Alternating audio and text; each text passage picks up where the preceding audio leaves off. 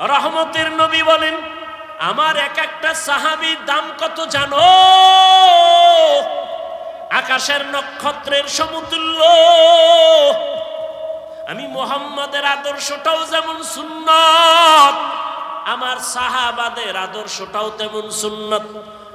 ও দুনিয়ার উম্মতেরা, আমার সাহাবাদের এত দাম, আল্লাহ নিজে খুশি হইয়া বলেন রাদিয়াল্লাহু আনহুম ওয়া রাদু আন, আমিও তাদের উপরে রাজি, তারাও আমি আল্লাহর উপরে রাজি। সাহাবায়ে কেরামের ইলমের সমান হবে না। সমস্ত সাহাবাদের ইলম যদি এক জায়গায় করা হয়, রহমতের নবীর সাথে কোনো তুলনা। এবার রহমতের নবীর ইলম কত? নবী খুশি হইয়া বলেন উতিতু ইলমাল আউয়ালিনা ওয়াল আখিরিন, আল্লাহ আমাকে আউয়াল আখিরের ইলম দান করেছেন।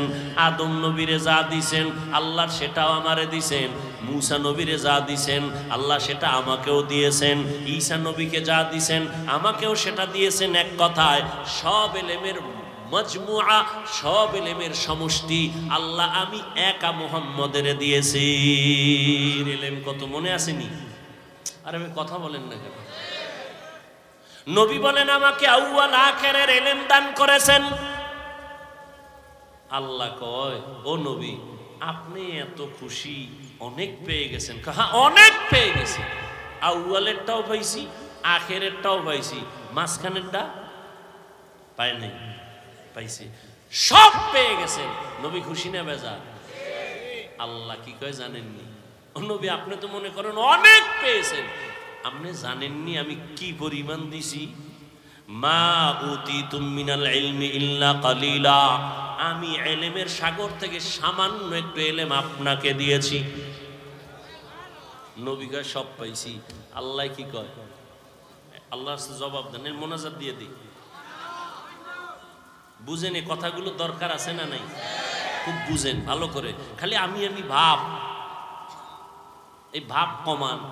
নবী কয় সব পাইছি, আল্লাহ কি কয়? সামান্য। আমি উদাহরণ এভাবে দিই, আমার পকেটের ভিতরে 1 লক্ষ টাকার একটা বান্ডিল আছে। কত? এটা আমি জানি, আর কেউ? আমাকে একজনে এসে বলে হুজুর আমারে 1000 টাকা দেন, আমি খুব অসহায়, আমি তারে 5000 দিছি। খুশি না বেজার? চাইছে কত? পাইছে কত? খুশির ঠেলায় লাভ দিয়া লঙ্গি সিরিয়ালাইছে। খুশি। এত লাফাও কেন? অনেক পেয়েছে। চাইছো কত? 1। পাইছো কত? 5। তো অনেক পেয়েছো। আমি কই আমার কাছে যা আছে তুমি পেয়েছো অনেক না, আমার পকেটে যেই পরিমাণ টাকা আছে সেই হিসেবে তোমাকে আমি সামান্য দিয়েছি। এলমেরা এজাজু করদন বেহিসাব, খলকেরা দান জওয়াবে বাসওয়াব। যেই নবীর কোনো তুলনা নাই, জ্ঞানের কোনো তুলনা নাই, ইলমের কোনো তুলনা নাই, তাকওয়ার কোনো তুলনা নাই, ইখলাসের কোনো তুলনা নাই, আমলের কোনো তুলনা নাই, ইহসানের কোনো তুলনা নাই। রহমতের নবী এতটা আল্লাহ তাকে সম্মান দিলেন, এতটা মর্যাদা দিলেন, সেই নবীও বারবার মুনাজাত করে দোয়া করে আল্লাহুম্মা জাআলনি ফি আইনি সাগীরা ওয়া ফি আয়ুনিন নাসি কাবীরা। ও দয়ার মালিক আমাকে তুমি ছোট বানায়া রাখো, আমার নজরে ছোট বানায়া দাও, উম্মতের নজরে মর্যাদা বাড়ায়া দাও। আমি যেন কখনো অহংকার বশত হইয়া বলি না আমি বড়, আমার মতো ইলমওয়ালা কেউ নাই, আমার মতো আমলওয়ালা কেউ নাই, আমার মতো তাকওয়াওয়ালা কেউ নাই, আমার মতো বড় ডিগ্রিদারি কেউ নাই। বলে তুমি যত বাহাদুরি করো না কেন সাহাবাদের সমান হতে পারবা না, মুজাদ্দিদ আলফে সানির সমান হতে পারবা না। যত বড় তুমি দাবি করো না কেন ও আল্লাহর বান্দা খাজা মুঈনুদ্দিন চিশতি আজমিরির মতো হতে পারবা না, ও আল্লাহর বান্দা কাসেম নানতবির মতো হতে পারবা না, রশিদ আহমদ গাঙ্গুহির মতো হতে পারবা না। সব একদিকে ফালাও, শাহ ওলিউল্লাহ মুহাদ্দিসের মতো হওয়া যাবে না। এইভাবে যাইতে যাইতে সাহাবাদের তুলনা হবে না, সাহাবাদের তুলনা নবীর সাথে হবে না। নবী যা পাইছেন আমার আল্লাহ বলেন সামান্য দিলাম। অতএব নিজেকে বড় মনে করা বন্ধ করে দাও, বলো আমি যা জানি কিছুই না, অজানা অনেক কিছু বাকি। নিজেকে যদি বড় বানাতে চাও হে মুমিন, বড়দের কদমে নিজেকে করে দাও বিলীন। মেটা দো আপনা হস্তি কো अगर कुछ मर्तबा चाहो के दाना खाक में मिलकर गोले गुलजार होता है। এরে আল্লাহর বান্দারা, ফেরাউন মনে করেছিল আনা রব্বুকুমুল আলা, আমি শুধু খোদা না বড় খোদা। পানির মধ্যে যখন সুবানি খাইছে তখন কয় আমি আসলেই হুদা। কি এর খোদা? নমরুদ মনে করেছিল আমি সব থেকে বড়। মশা যখন ঢুকছে পায়ের জুতা সান কপালে লেগে গেছে। ঠিক নি? আহা, ঘটনা কখন শোনাবো, শুনাইয়েই ফেলে।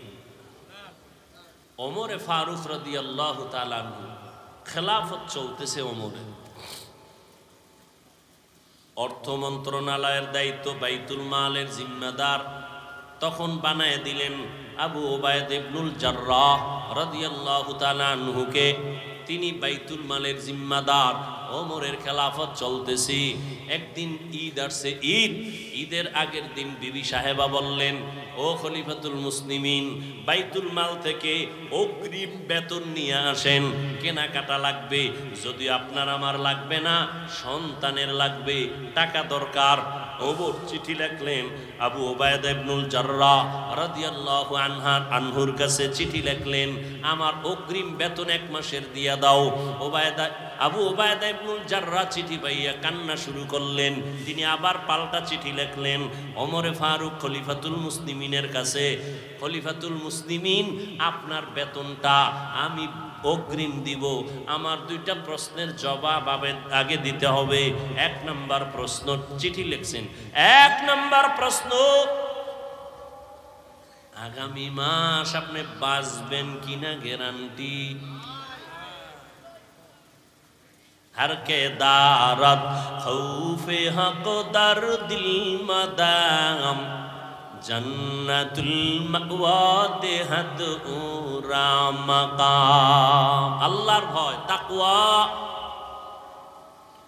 আল্লাহর ভয় তাকওয়া।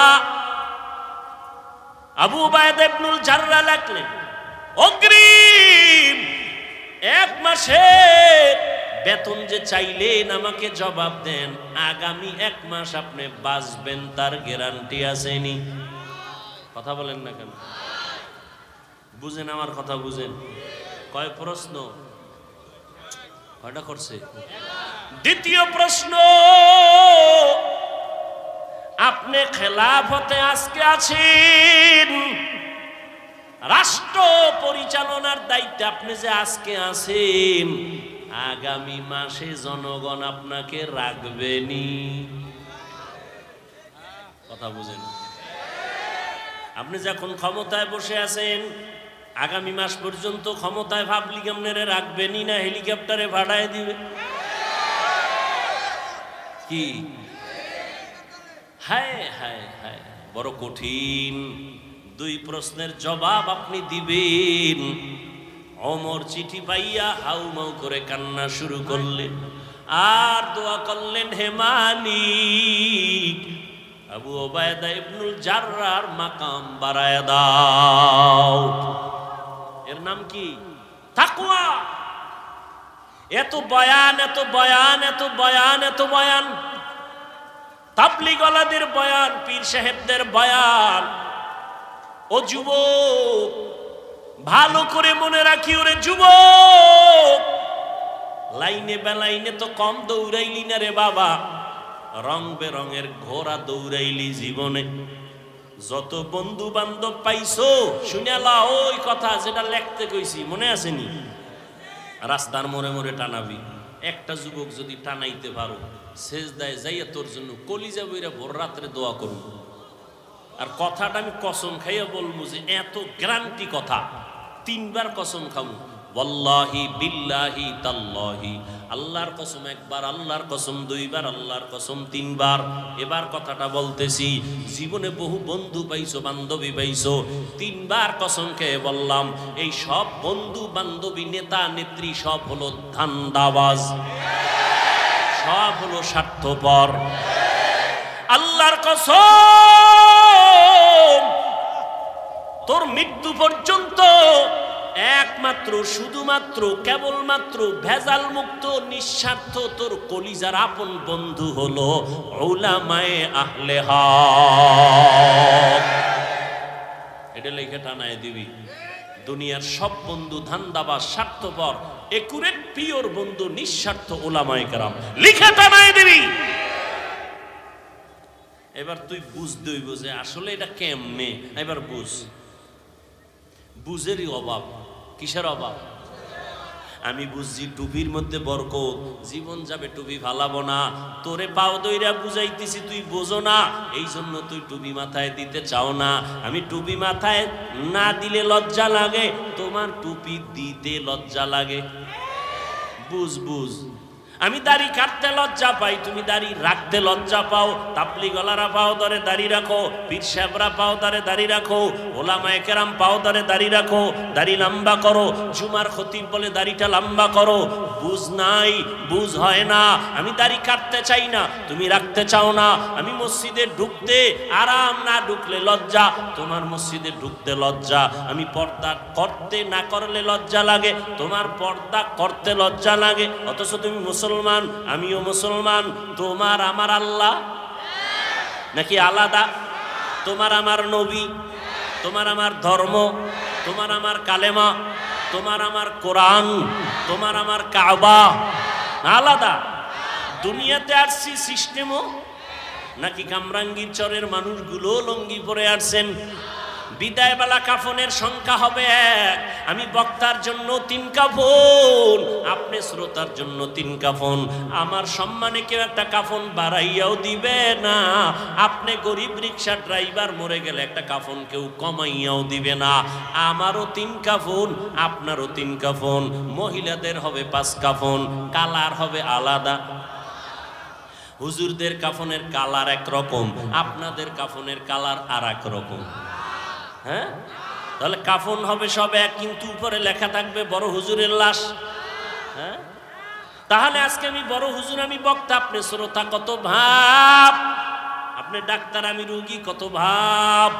যত ভাব দেখাও রে মুমিন, সাদা কাফনে যেদিন প্যাকেট হবি সব ভাব বন্ধ হয়ে যাবে। এরে নবীর আশিক, কি সমস্যা?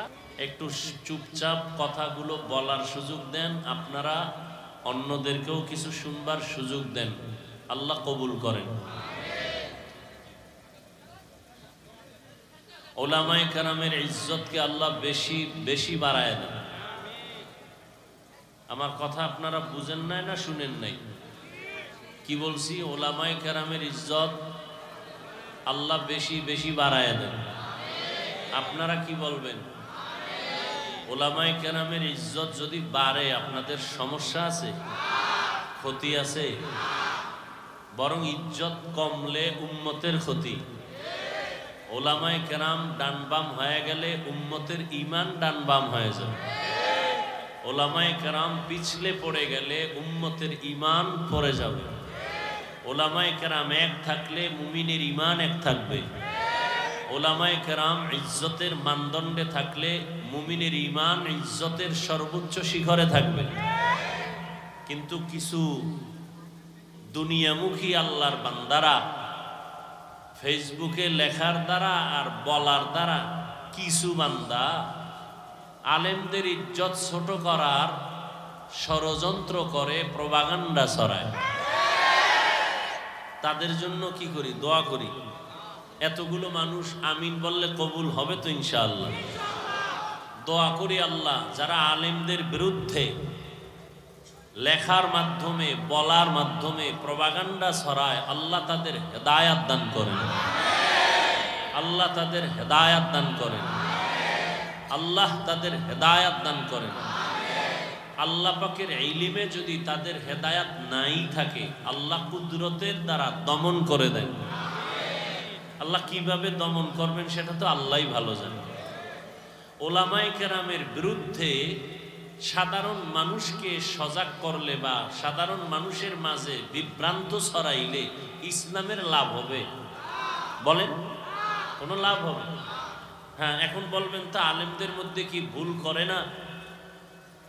1000 বার ভুলের ঊর্ধ্বে কেউ না। খুব খেয়াল করেন, ওলামায়ে কেরাম ভুল করতে পারে না পারে না? শয়তান ধোঁকা দিতে পারে না পারে না? পারে। শয়তান যদি ধোঁকা দিতে পারে, ভুলও বলেন না কেন ভাই? কিন্তু ভুল ধরলে বা ভুল হলে বা ভুল করলে ধরায়া দেওয়ার, লোকমা দেওয়ারও তো মানুষ আছে। কি ফেসবুক, মাইক? আল্লাহ আমাদের হেদায়াত দান করুন। আমি এভাবে উদাহরণ দিয়ে বলি, মসজিদে ইমাম সাহেব নামাজের মুসাল্লায় দাঁড়ানো, পেছনে 100,000 মুসল্লি দাঁড়ানো, নামাজের মধ্যে দাঁড়াইয়া ইমাম সাহেবের ভুল হতে পারে না পারে না? যদি ইমাম কেরাত ভুল পড়ে তাহলে কি করতে হবে বলেন? লোকমা দিবে। বলেন কি দিবে? লোকমা দিবে। তো লোকমা দিবে, লোকমা যদি চায়ের দোকান মসজিদের পাশে আছে না নাই, ইমাম সাহেব বক্সে কেরাত পড়তেছেন, কেরাতের আওয়াজ চায়ের দোকানওয়ালা শুনতেছেন, ওখানে যারা দোকানে বসা আছে নামাজ পড়ে না তারাও শুনতেছেন। ইমাম যে আলহামদু সূরায় কথার কথা ভুল পড়তেছে এটাও শোনা যাচ্ছে। শুইনে যদি চায়ের দোকানওয়ালা লোকমা দেয় হবে? যদি লোকমা দেয়, দেওয়াও জায়েজ নাই, আর ওই দোকানওয়ালার লোকমা ইমাম সাহেব নিলেও জায়েজ হবে না। তাহলে লোকমা দিতে হবে, ইমাম লোকমা নিবেন। দেওয়ারও লাইন আছে, নেওয়ারও। নামাজের ভেতরে যে আসেন সে লোকমা দিবেন, তো নামাজের মধ্যে তো 100,000 মানুষ, কে দিবেন? ইমামের পেছনে একজন আলেম দাঁড়াবেন, বিচক্ষণ বুদ্ধিমান ব্যক্তি, অন্তত কোরআন বুঝে, কোরআনের ইলম আছে, সে লোকমা দেওয়ার অধিকার বেশি। বুঝাইতে পারছি? তাহলে আলেমরা ভুল করলে লোকমা দিবেন আলেম মুরব্বীরা, কথা ঠিক না? নামাজ নাই, দাড়ি নাই, টুপি নাই, সে যদি লোকমা দেয় তার লোকমা দেওয়াও জায়েজ নাই, আলেমরা ধরাও জায়েজ নাই। আল্লাহ বুঝার তৌফিক দান করেন। আচ্ছা, আমি এখন স্টেজে উঠতেছি, খুব খেয়াল করেন। ঢাকা তো যানজটের বরকত, অনেক আগে আসার কথা, এক জায়গায় বসে রইলাম প্রায় 1 ঘন্টা, জাম ছাড়লো মাত্র 10 মিনিটে চলে আসলাম এই ব্রিজের গোড়া দিয়ে। এরপরে আবার পথ ভুল করিয়া ওদিকে ঢুকছে, দুইকে আইসি মাথায়, হ্যাঁ নয় এখান থেকে আবার কেমনে আসবো? আবার 2টা লোক আমাদের এই মাহফিলের কর্তৃপক্ষ না, ওরা খুব কষ্ট করে আমাদেরকে ওদিক দিয়া ঘুরায় নিয়ে এরপরে পিছনে নিয়ে আসছে। খায়ের, মানুষ বিচার করে উপরের হালাত দেখে, আল্লাহ বিচার করেন কলব দেখে, অন্তর দেখে। এই জন্য আমরা উপর দিয়ে দেখলে সইতে পারি না। আল্লাহকে আমি তো ভিতরের খবরটা জানি, আমি ওইভাবেই বিচারের আওতায় নিয়ে আসি। তো বলতেছিলাম, আমি স্টেজে উঠতেছি, পেছনে মানুষ আছে না নাই? সবাই হাত বাড়াইছে, আমার সাথে হাত মিলাবে। খুব বুঝেন কিন্তু, কি মিলাবে? মুসাফা করবে। এটা কি দুশ্মনী না মোহাব্বত? এখন যদি এই রকম স্টেজে উঠার সময় 2 পার্শ্বে অনেক আল্লাহর বান্দারা দাঁড়ানো থাকেন, আমি যদি এভাবে মুসাফা একজনের সাথে করি তো সবার সাথে করতে হবে না? তাহলে 100 ব্যক্তির সাথে যদি আমি মুসাফা করি তাহলে আমার সিরিয়াল, আমার নিয়ম ঠিক রাখা সম্ভব হবে? স্টেজ পর্যন্ত হবে না। কিন্তু এটাকেও অনেকে বিভিন্নভাবে দেখছি, এটাকে কাট করে ভিডিও করে মানুষের কাছে প্রপাগান্ডা ছড়ায়। হুজুর অহংকারের সাথে হাত বাড়ায় না, এত মানুষ হাত বাড়াইলো, হুজুর মুসাফা করলেন না। আর কিছু মানুষ মুসাফা করে, হাত বাড়ায় শুধু ছবি তোলার জন্য। মোবাইলে কি জন্য? আল্লাহর জাতের কসম, ছবি তোলার জন্য হাত বাড়ায় মুসাফা করলে ছবি হবে, সওয়াব হবে না। আর আমি ওয়াদা করছি ছবির জন্য যারা হাত বাড়ায় মুসাফা করবে আমি টের পাইলে ওকে হাত বাড়ায় দিব না, এটা আমার ওয়াদা। ফাঁকে ফোকে তো এটা ভুলে, কিন্তু জানা সত্ত্বে দিব না যে আমি